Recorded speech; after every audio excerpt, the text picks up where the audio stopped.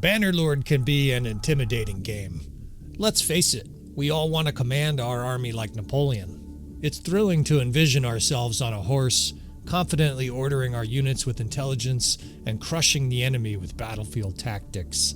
While it can be difficult to learn, I have created this step-by-step episode to help you reach your goal and dominate the battlefield in Bannerlord.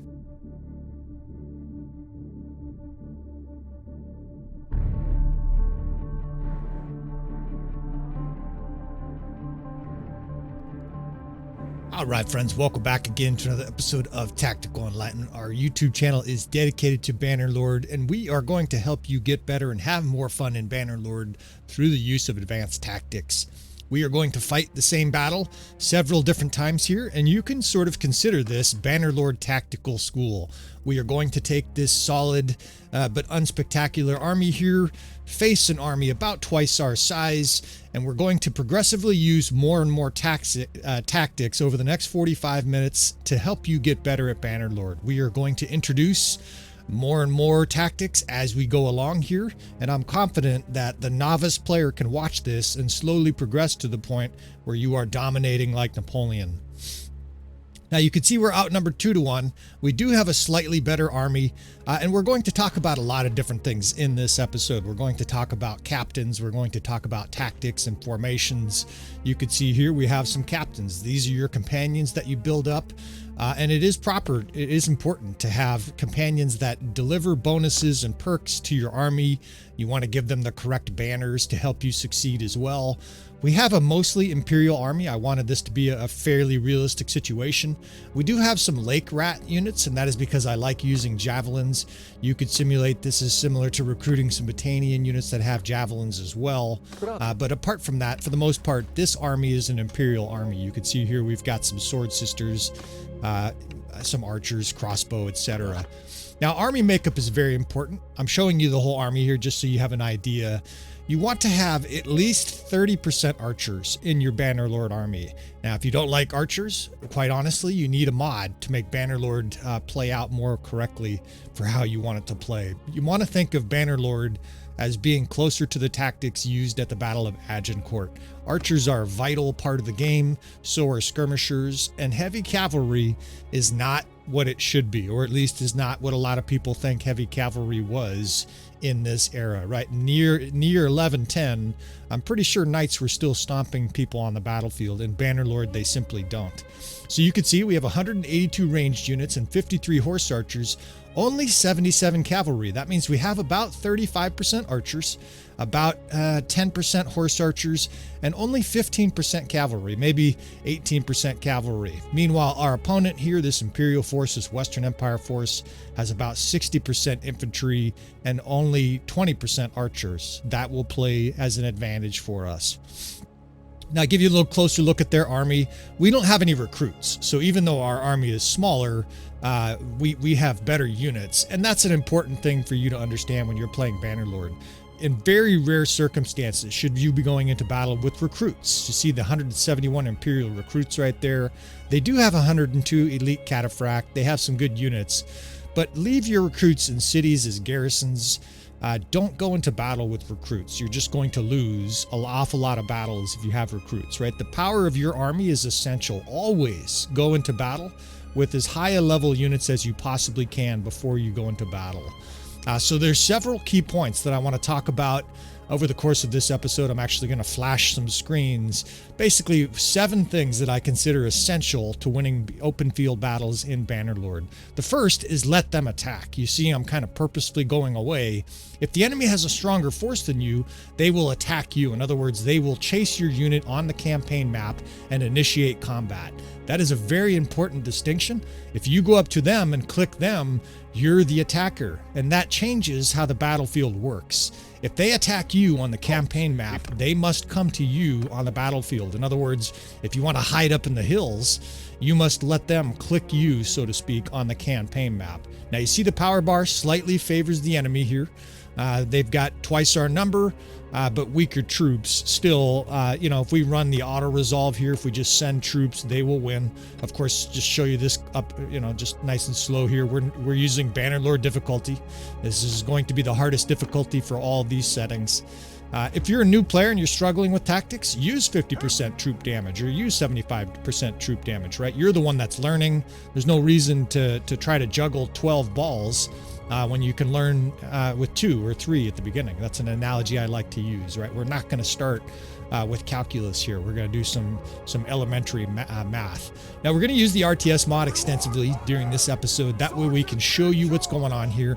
This view is not available to the consoles at this time, right? This is a PC mod, and it's indispensable in teaching you how to play Bannerlord. Now, what I've done here is delegated the sergeants in charge, right? They are running around on the battlefield now.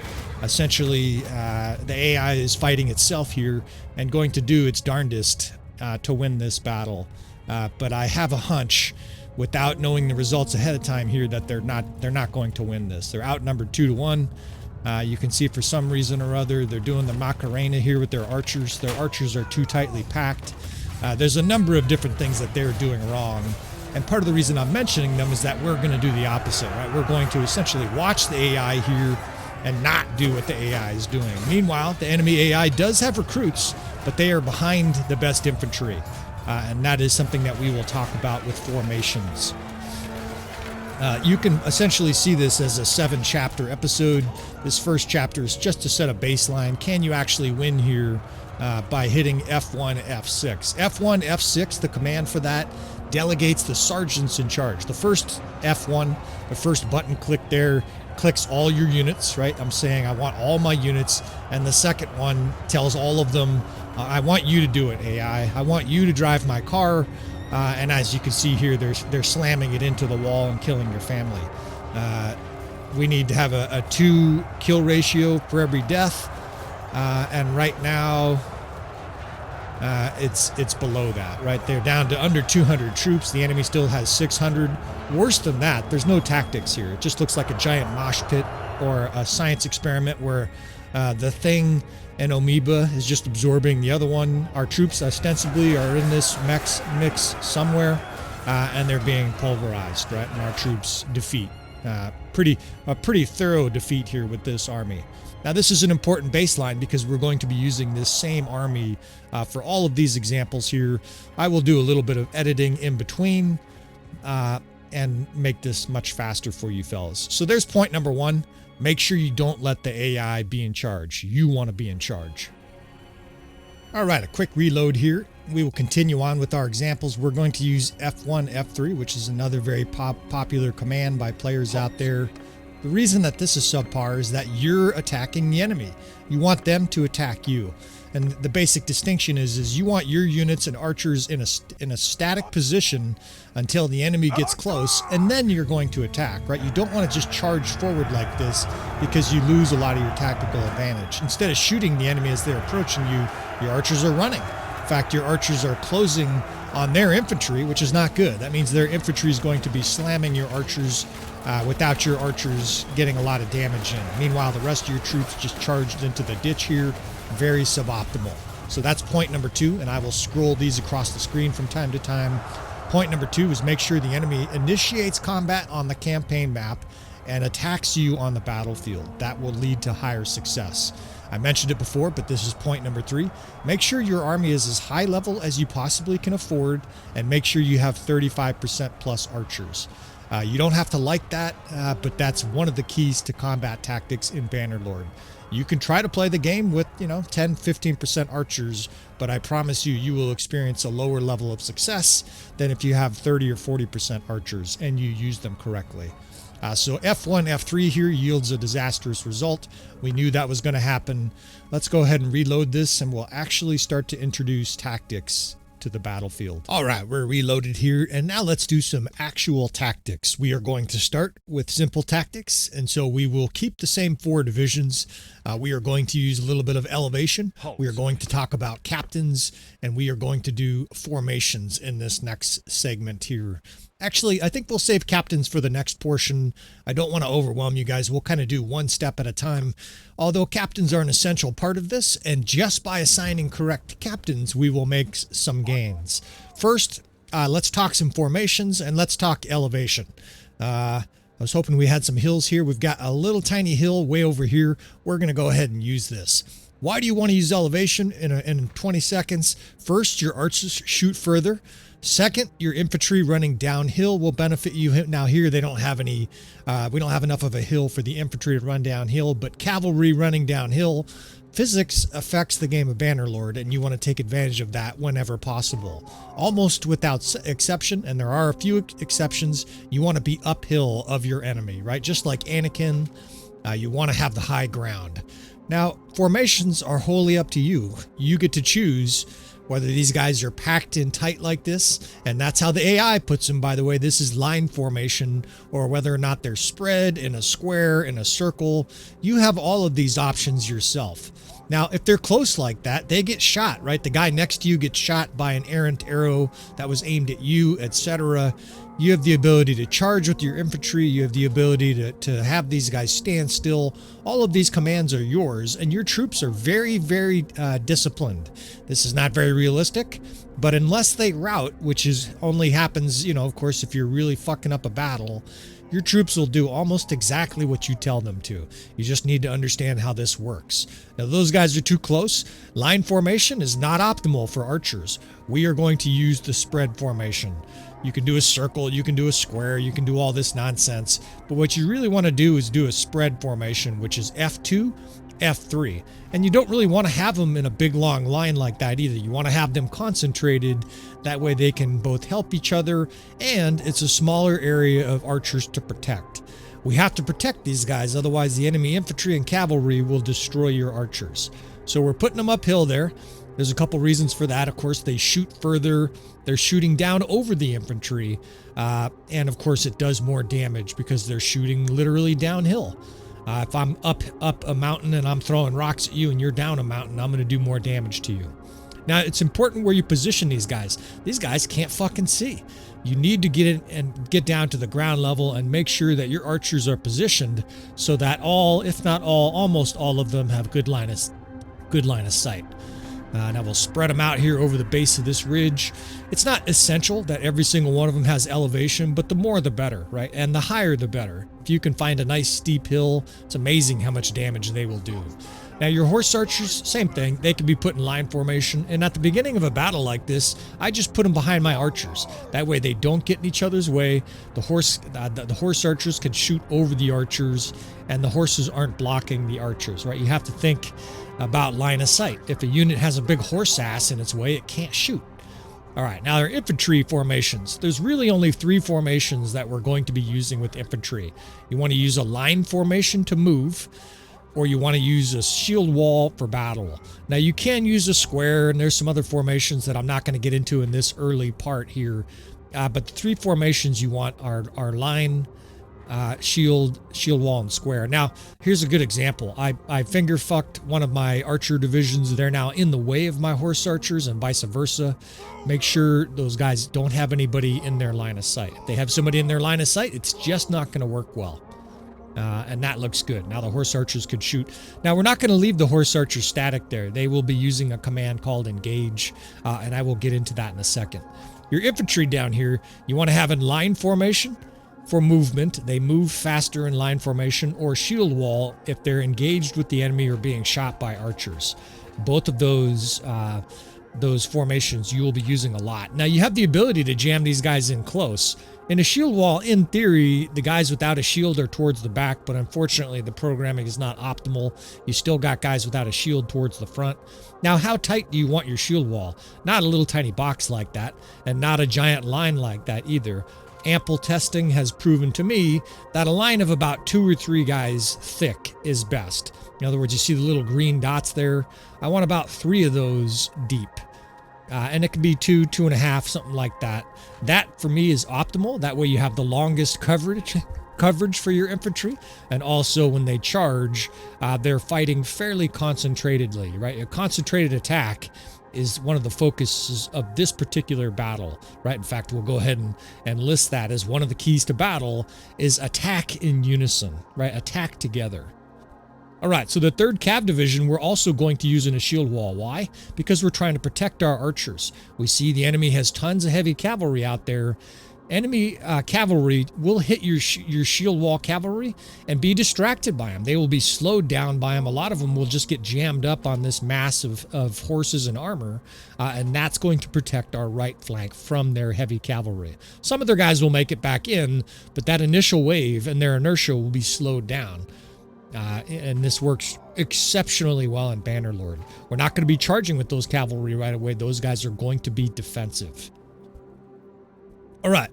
Our 1st Division, to help protect our left wing, is also going to be in a shield wall in a pretty long formation, but not at a counter angle to that 2nd Division. In other words, I could turn them to face the enemy cavalry coming in on our flank, but we actually want these guys to charge the enemy infantry, right? It's essential that they destroy the infantry line in combination with our archers, so those guys are placed at that kind of an angle. That kind of formation, as I show you, is more effective. Now you can see we're outnumbered 2-to-1. It's actually a little worse than 2-to-1. Now the battle size mod doesn't quite allow every single unit on the battlefield in such a large battle. Our archers are in loose formation, and you have other control, right? You could tell these guys to hold fire. Now why would you do that, right? Let's identify the enemy here. Let's identify how far away they are. If you have them on fire, they will shoot as soon as any unit gets in range. Now, the reason that's a problem, in fact, is look on the left side there. You see that right between my javelins. 365 is the lower number, and then 4 is the top numbers. That's the total amount of horse archers. Well, I don't want all of our archers shooting every single arrow at 4 horse archers. Now we have a cavalry ring approaching our right flank and a cavalry ring approaching the other flank. Right, once the enemy gets within about 200 range, then I would say open fire. You can leave your units on open fire from the get-go, but you will experience worse results because your archers will fire a lot of their arrows into the dirt and they will miss a lot of shots, right? It's important to think of this later on as a commander. This is kind of an extra step. We're not going to introduce it yet.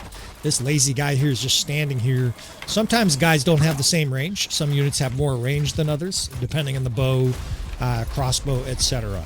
All right, so we've opened fire with our archers, and we're anticipating a cavalry charge, 187.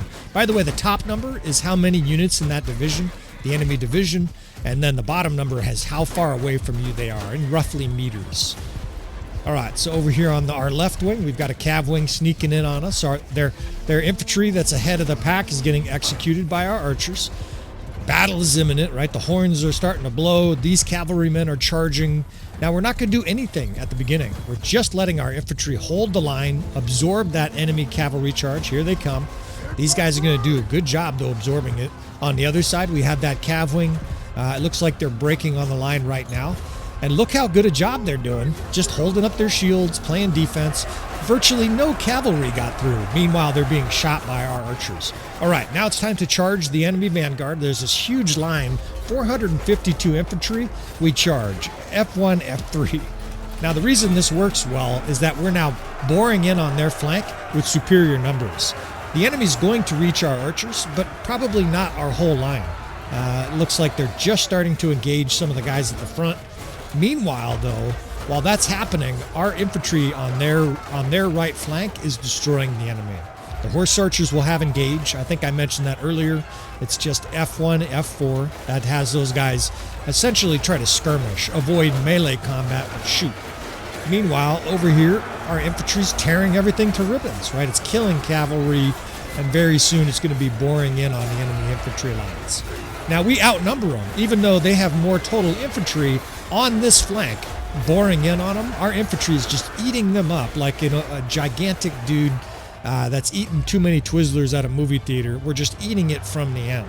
And you can tell from the death spam that this is successful. Now, we're still suffering losses, of course. We're outnumbered here, but look at the flushes of green as our infantry line annihilates their infantry. Might even destroy all of them. You can see how concentrated our guys are down here. They are wailing away and eating the enemy infantry alive. Now, it looks like our archers got annihilated. It's important to remember, too, as a baseline, When we use the sergeants in control in this example, the very first battle, I'll just do a little time warp for you. I made a mental note. We had 600 enemy forces survive. The second time we charged, we did F1, F3, 500 enemy forces survived. This is our third attempt, of course, and using very basic tactics here, and just the normal 4 divisions, it looks like we're already under 400 enemy survivors. It might even be under 300 when all is said and done. In the previous examples, of course, the enemy infantry didn't even get killed. Here we destroyed all of the enemy infantry. We're now attacking their cavalry that's sort of skirmishing with us. The AI is actually doing a good job here protecting its archers while the cavalry harass our infantrymen. But look at that result. Very basic tactics here. And we have 230 enemy survivors after F1, F3 yielded 500 and F6 yielded 600. A far better result here from very basic tactics.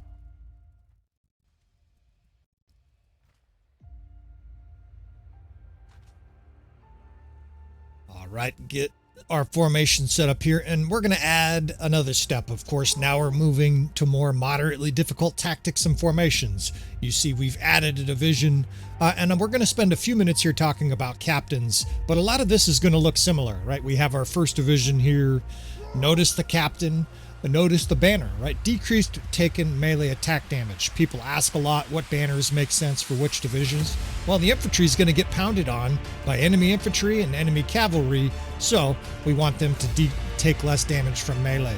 The cavalry is on this right flank, very similar as before. We've added a wrinkle to it with an infantry division supporting it, and we can get a little closer to the archers here. But again, a very good captain defending that second division, and similar to the infantry, decreased taken melee attack damage. They're going to be charged by heavy cavalry, probably attacked by infantry. We want them reducing that damage. Now, we have other options, but this is the option I would recommend to you most of the time. Maybe if we're facing Kazate, decreased taken ranged attack damage. And again, a nice list of perks here for this captain. It's surprising how much the perks help your units, but it also makes sense once you look at them closer, right? +3, plus 10% movement speed, plus 5% damage. They're cumulative bonuses, and of course you get those by having more experienced captains. First division is in a square, sort of roughly out in front of the formations here. That is because I'm hoping the enemy infantry attacks that. That's our defensive division. We've broken our infantry into 2 divisions. We have an attacking infantry division now, the 3rd division, and a defensive division. We want the enemy to attack our defensive division in a square, holding up their shields. This 3rd division is our attack dogs. These guys you get by selecting the 1st division with a shield. In fact, we're just leaving the troop preference for the 3rd division blank, and what that yields is a lot of shock troops. Shock troops are your guys with 2-handed weapons or pole arms and no shields. Now, they protect the cavalry, and the cavalry protects them, right? You can even intermix them like this. I prefer they're a little bit behind, but the idea here is pretty simple. These heavy cavalry with their armored tank horses and their shields protect those shock troops, and the shock troops protect them from cavalry attacking. We've got our 5th division, the archers. It used to be the 2nd, it's now the 5th. And the 4th is just over here, the horse archers.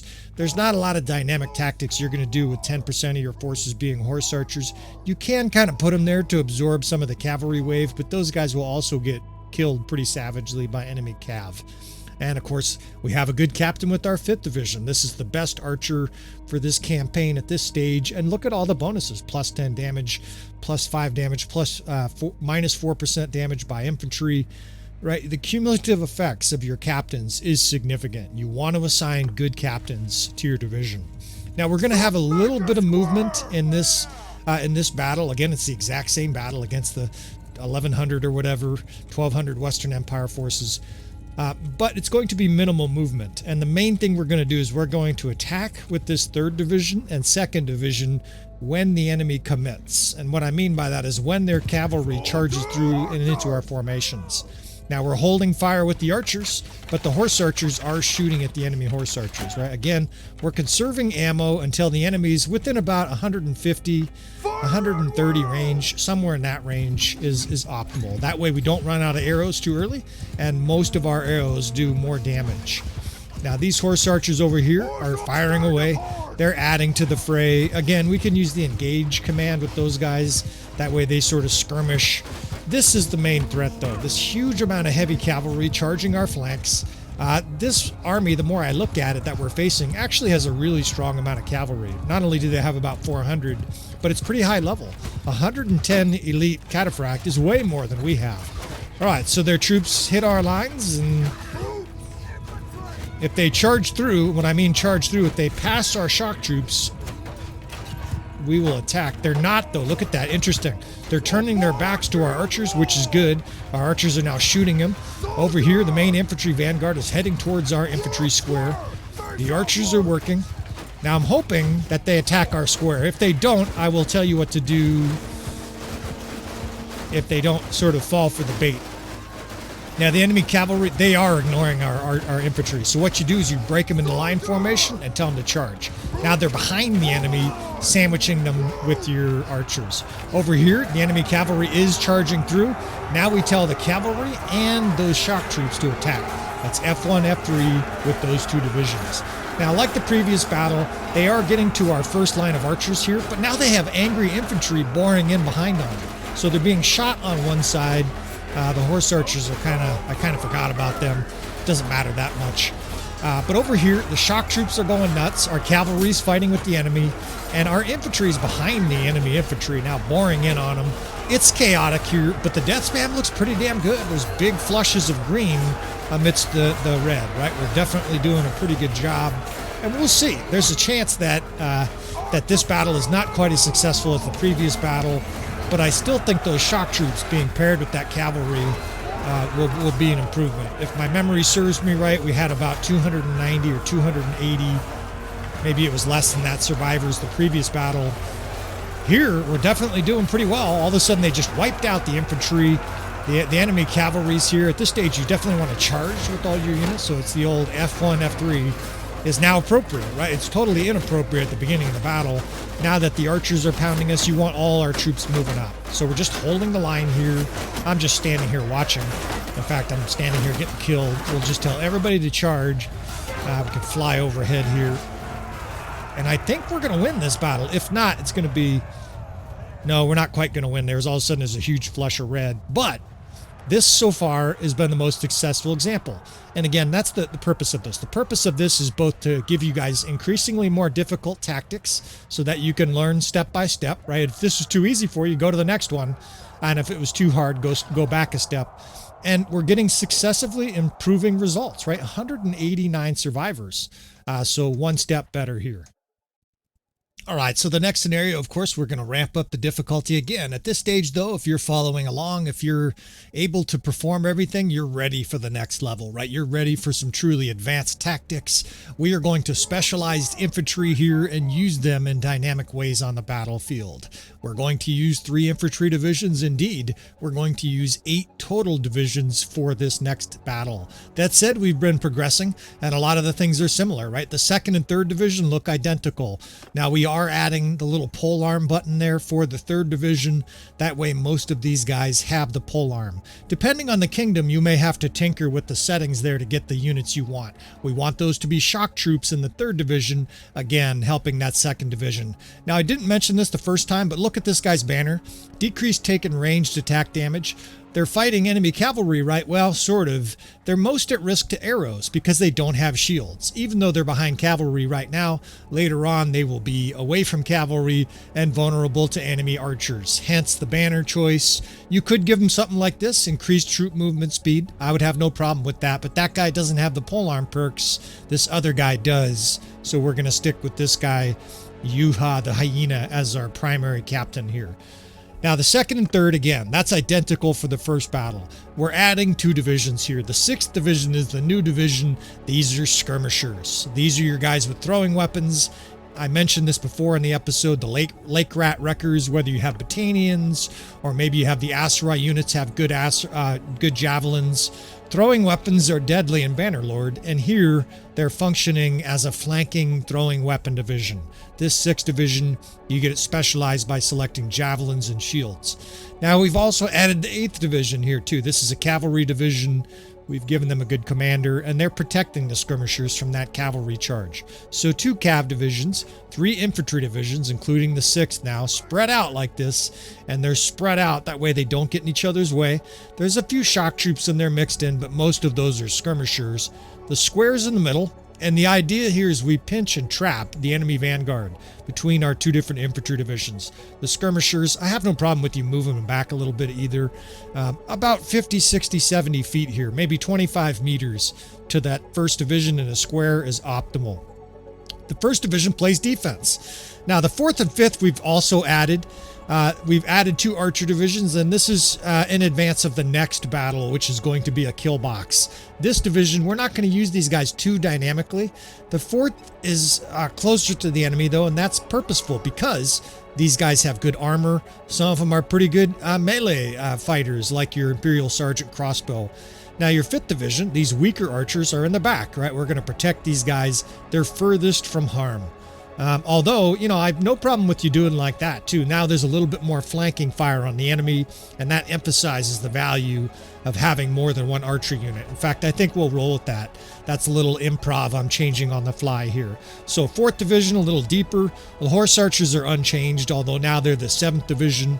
They will be told to engage like the previous battles. You really are going to be autonomous in most of your battles with horse archers, except the final battle, and I will show you that, of course, coming up. Now, the infantry division, they have 1 job, and that is to attract attention. This battle, they're directly in the middle. The skirmishers, you could tell to hold fire until the enemy gets closer, but again, I'm trying not to overwhelm you fellas with too much micromanagement. There's not much micromanagement here apart from the initial setup. Now, our 4th and 5th divisions are holding fire, and if you're wondering again where the arrows are coming from, that's from the horse archers, right? Those guys have a lot of ammo. Most of them have 2 quivers, and that's important because that means they're going to be able to shoot for a long time. I don't have any problem with them shooting early on here. Now, the enemy, again, they're within about 130 to 150 range. We open fire with the 4th and 5th divisions. That way, every single archer is looking for a target, and the arrows begin to pepper the enemy. You see that little white bar too? I haven't mentioned this. I want to focus on this. Beneath the 7th division there, that's the amount of ammo they have left. As that white bar gets smaller, of course, they're out of ammo. That's a nice thing for a commander to be aware of. Now, the 3rd division is waiting over here. This is no different than the previous battle. It's just awaiting that vanguard. Almost 200 heavy cavalry. These guys are awaiting that division again to charge. The 6th, we actually want these skirmishers just standing there for a while. They have shields. They will defend themselves from enemy cavalry charges. But most importantly, they will throw javelins for a while. Most of them have between 3 and 10 javelins, and you want them throwing their javelins before they get into melee. That's their big advantage, right? These guys very soon, in fact, right now, are starting to unload javelins in the enemy. It'll break shields. It'll kill guys that don't have a shield. And collectively, those 70 skirmishers are going to do a lot of damage. Now, the enemy vanguard in this battle is attacking our square because it's right down the chute. On the right flank, we charge with our 2nd and 3rd division. Now that the enemy cav is in here, I probably should have had this horse archer division engage earlier. They can be just told to engage now. They will do their best to skirmish. Now, the skirmishers, speaking of skirmishers, are probably getting low on javelins, although you see some of them still throwing javelins. The Legionnaire get mixed in there because the AI thinks that pylons can be thrown. The AI won't throw the pylons. Now that the enemy is attracted to the square, the 3rd, 2nd, and 6th division can be told to attack. In fact, I have no problem with you just F1, F3 at this stage. However, I want this square doing exactly what it's doing.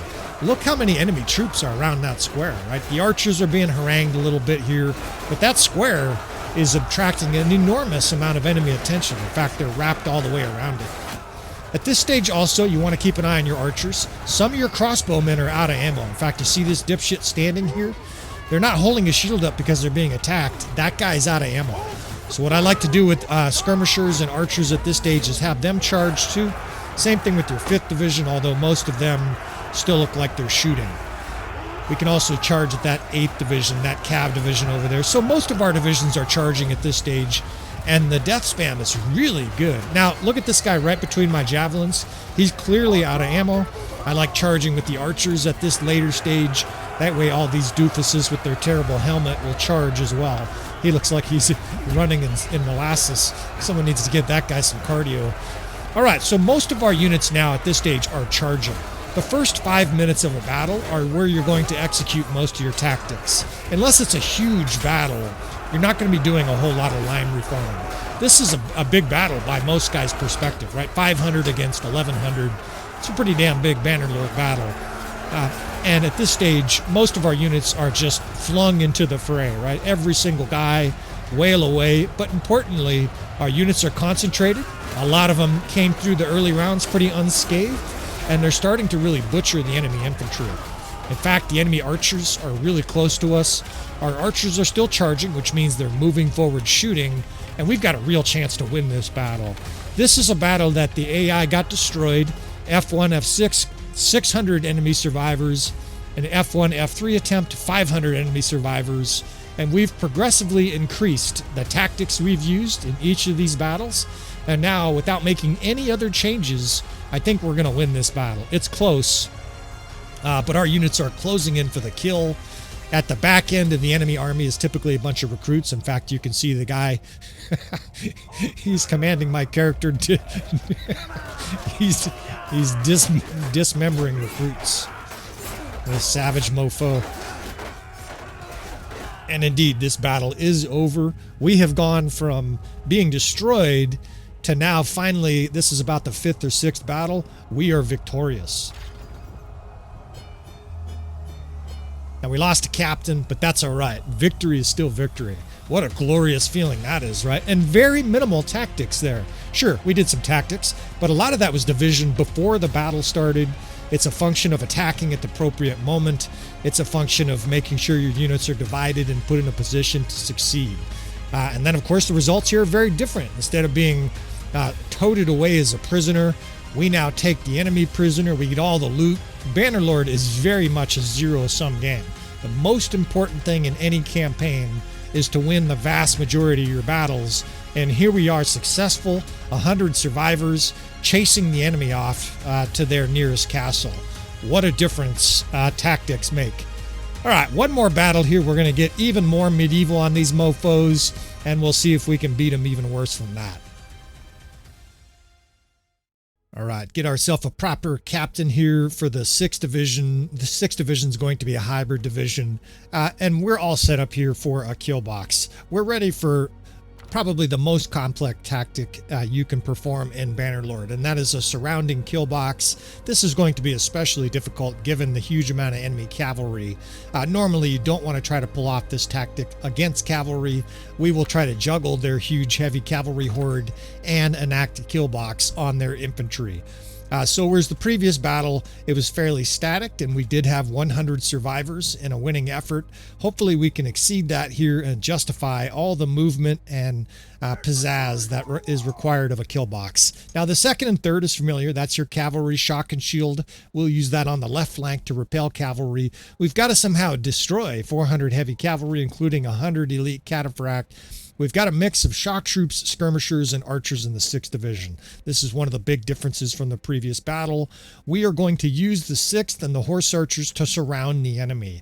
We will weaken the enemy with javelin, with crossbows, with bows, until we have the right moment for a mass infantry assault, hopefully on 4 sides, at least 3 sides. And if the 3rd Corps survives their early escapades against the enemy cavalry, we will use them as well.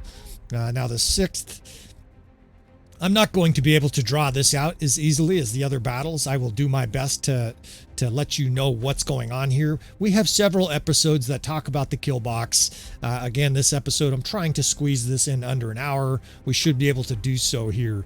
I will talk about some of the moves here, but the fundamental principle is this. The enemy is going to come in a gigantic wave of infantry especially, Our job is to pull them into the middle. As they pull in, we pull back our center. Our 1st and 5th Division towards the center.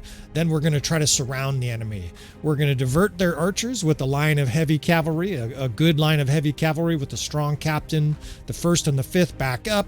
They start to surround the enemy, and we don't let the enemy reach any of our units. That is the principal key to this. They have a huge amount of infantry. If they reach any of our units, they're dead. It's a little bit of the game of tag with the enemy vanguard. All the while, we have to destroy the heavy cavalry that they present. So this is going to be interesting. And as you can see, it's 1,000 plus against our 500. All right, we're going to use these trees as much as we can because that'll also help slow down the cavalry. The 1st and 5th, like I said, in the middle on that far left flank, the 4th archers. Now over here, the 6th, 7th, and 8th. The 8th is going to hold back the storm of the cavalry at the beginning, and then eventually we will move them forward to divert archers. Over here, the 2nd and 3rd, as I've shown you before, that's our shield and shock. Hopefully those guys can do a good job of disabling the cavalry. And this is the only brief view I can probably give you of this battle. I actually can't do this tactic very well using the RTS mod. It's much easier for me to be on the ground level. We'll probably throw a few javelins here. I haven't really participated, in my itch to kill Imperials here is starting to grow to the point where I have to scratch it. So we'll throw a few javelins here, but for the most part, especially the first time you try this, you're going to be busy. You're going to be busy observing conditions, watching the enemy vanguard, and making sure that units are in the right spot for success. Now, predictably, they're starting to form a shield wall because we're pounding them with arrows. That's a benefit to us because it slows them down. If they were running at full speed, this would be much harder. Now, we're going to start to slide 2 divisions behind them, the 6th and the 7th. The 6th is that mixed division I mentioned earlier. Over here, I'm going to move the 2nd and 3rd further to our left because the enemy cav is taking a wider arc. If the enemy adjusts, you've got to adjust to counter it. Now, the 1st and 5th is right behind me. The 6th, we can start to slide behind the enemy. The 7th Horse Archers as well. And what we're going to do is actually line up the 8th Corps here facing the enemy archers. That's going to draw a lot of arrow fire that won't kill our Horse Archers. Man, they just barely got by the 2nd and 3rd over here. Let's move that 3rd further over, intercept the enemy cavalry that's coming in. Our 1st Division is throwing javelins, right? This is a big advantage. It's breaking shields. Those skirmishers are really beneficial here. Yeah, the enemy's getting close. We back those units up, right? And this is vital. You can either use F1, F5 like I just used, and they'll backpedal, or you can click them to go to a location. They're kind of brushing up against our 4th Corps, and it looks like our troops are running. Of course, this is all tactical. The enemy just said wall now, right? So they're trying to form a wall to deal with this, but there's no strategy for them once they fishball like this. The AI will sort of chase foes this way and that, and in a fishball because they start to form this sort of rounded hump in the middle of the battlefield. Now, their cavalry is causing problems, right? Just killed some of our crossbow. We're going to suffer losses here. In an ideal kill box with very few cavalry, you will have virtually no losses, or at least very few losses. People are surprised to learn that we've had battles this large on the channel with 0 casualties, not even troops injured. So we're going to slide the 7th in here. I don't know if I've got the wrong weapon or something. The 7th and 6th are going to be behind the enemy. God, this is a mess with all their cavalry. Fortunately, their cavalry are kind of running towards the middle, right? They can be part of the fishball. The 1st, we got to keep backing up. The enemies, they're attracted to your units that are closest to them. We're kind of giving them the proverbial whiff of the panties here. We're playing the stripper. We're going to give them a little whiff and then back up units. Man, our 5th archers just got skewered by cavalry.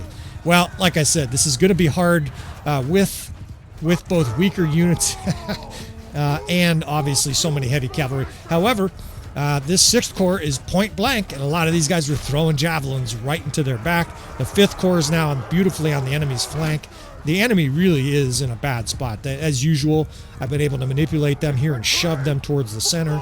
The 3rd Corps has survived, right? We're going to be able to use them for a final assault, but that's not coming yet. One of the keys with the kill box in this situation is patience. Our units are still shooting. I still see archers over there shooting. Our horse archers are still shooting. Our 6th Corps here is kind of getting mauled. There's nothing you can do about this many cavalry. Fortunately, Cavalry are just not as strong as you would think in Bannerlord. They'll kill guys, but a lot of times they just whiff. Now, I think I got the first out of there in time, but they're boring in on our division over there. Yeah, okay, we did. So one of the keys when that happens is to close in behind them, right? Because we want all our units, just like these crossbow, these guys are firing like point blank. All right, now it's time to start closing in the trap here. The 3rd Corps is over there kind of right on the edge of their vanguard, probably fighting a little bit, but the center of their vanguard is still holding out. We're going to surround and destroy it, right? Not yet, but I'm going to start dragging units towards me.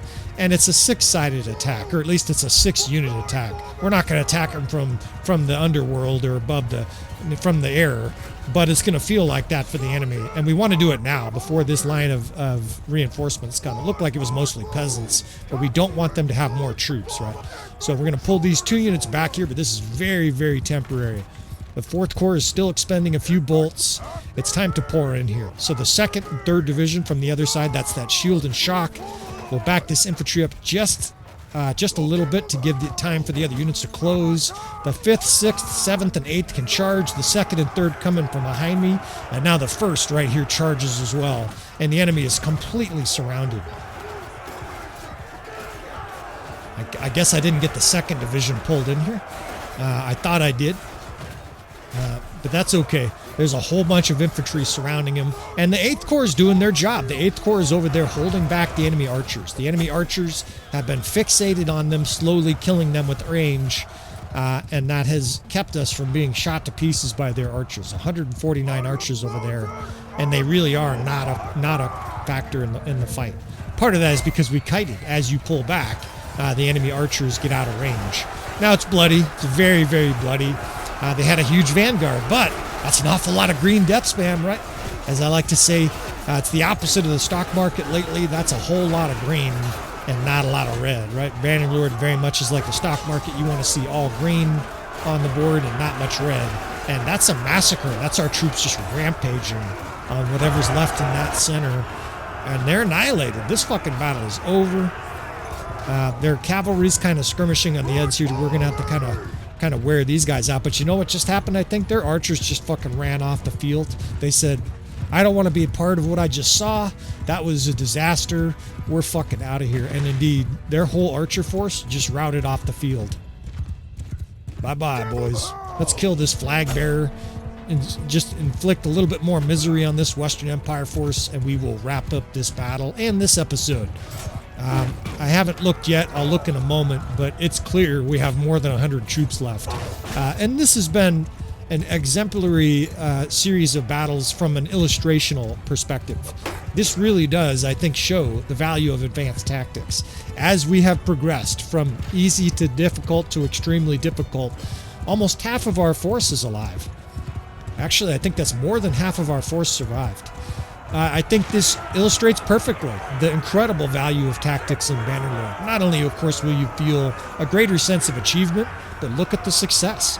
You can literally take it from each step of the way. Let's see if I can remember most of this.